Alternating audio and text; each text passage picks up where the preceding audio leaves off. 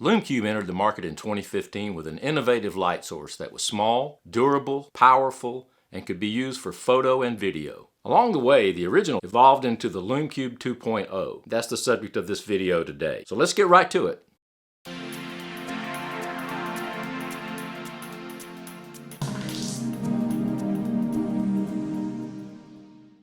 As innovative and useful as it was, the original Lume Cube had its drawbacks. It had a color temperature of 6,000 Kelvin. While it was close to being daylight, it tended to be a little bit on the blue side. It also had a CRI of a little bit over 85.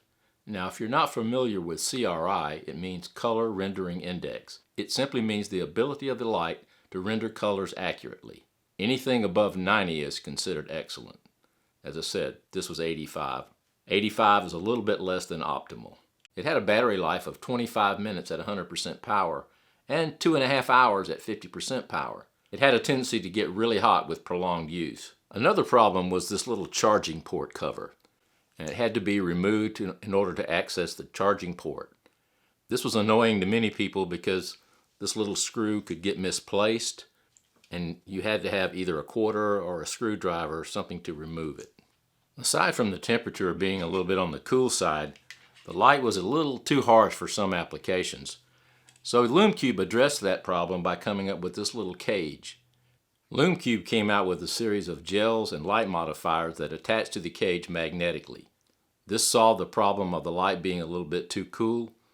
You could warm up the light with a gel, and you could also diffuse the light with some of the magnetic modifiers that attach to the cage. The cage with the modifiers allowed the Lume Cube to kind of move away from strictly being an outdoor light to being a studio light as well. In 2018, Lume Cube introduced the Lume Cube Air. Now, this is one of my favorite little lights. It addressed some of the issues of the original Lume Cube. It's balanced for daylight, 5600 Kelvin. It has 4 brightness settings as opposed to 9 brightness settings on the original Lume Cube. It's very small, lightweight, and it came with a couple of diffusers, little silicone diffusers that you could attach to the front of the light. This one here was a regular diffuser, just help really spread the light out and diffuse it, make it a little bit softer.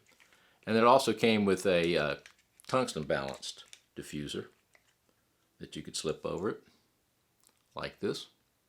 Would cool the light down a little bit, and as well as diffuse it. Now, this made an excellent little light for vlogging, and I think that's primarily what Lume Cube introduced it for. It could be used with your smartphone for vlogging. An all-around great little light. Finally, in 2019, Lume Cube came out with the Lume Cube 2.0, which I believe is their best light yet. What makes it better? Well, to start with, it's daylight balanced at 5600 K, so it's better suited to match the existing lights that you may have. It also has a color rendering index of 95, much better than the previous edition of 85. This means that you're going to get accurate colors with this light. Battery life is much improved. You're going to get 80 to 90 minutes at 100% and 2.5 hours at 50% power. It also runs a lot cooler than the original light. The charging port has a rubber seal that just flips open with the flip of your finger. No more worrying about losing the screw cap or having a quarter or a screwdriver to open your charging port. There is a bit of a trade-off with the 2.0. It's waterproof to only 30 feet as compared to 100 feet with the original light. However, I think 30 feet is going to be suitable for most uses. One of the great things about this version 2.0 is it comes with a little modification frame that fits over the front of the Lume Cube like this. Now, what this does is allow you to magnetically place diffusers, gels, all kinds of light modifiers from grids to a snoot and different colored gels, giving you many options for creative lighting. This replaces the old cage, which was not only cumbersome to work with, was a little bit expensive. I think it cost around $50. This cost, if you buy one separately, about $15, and it's much more effective. Another great feature of the Lume Cube 2.0 is the 2-button control. What this does is allows you to control the light by these 2 buttons. The right button brightens the light, the left button lessens the light. Now, on the previous edition, the original Lume Cube, you had to cycle all the way through the 9 steps if you wanted to go from bright to low light. With this one, the touch of a button, you can dim the light or brighten the light. It's a great feature and a great improvement over the original light. One of the features that I really like is the low light capability of this light. Okay, to access the low light capability, press down both buttons simultaneously, and then you can increase the light in 1% increments.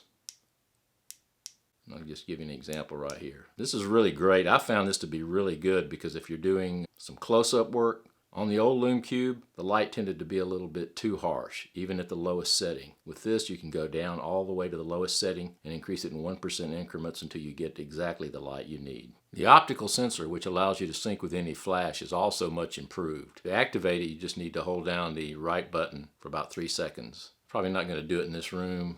Let me see if I can get it to operate here. I don't know if you see that flashing in the back as I move it up and down away from the light. But in the 2.0 version, you can use it 360 degrees. In the original version, it had to be in the line of sight for it to work. Makes it a lot more versatile in the studio when you're using flash and you want to use this as an accent light, a hair light, a little fill light, whatever. It's going to sync with your flash. Oh, it just did.